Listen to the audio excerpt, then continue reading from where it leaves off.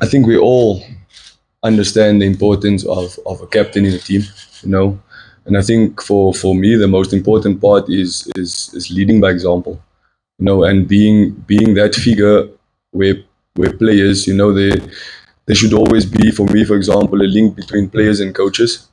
And I think for me, it's important to obviously stick my neck out for each and every player in the team and make sure that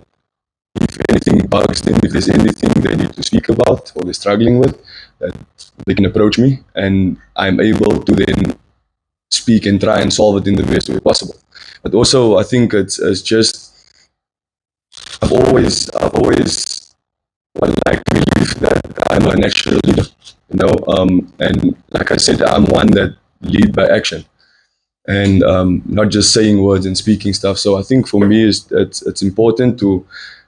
what the other the captains in the captain committee is. It's important for us to make sure that we don't just say stuff, but we do it, you know, and that we set that example and we always try and put our best foot forward.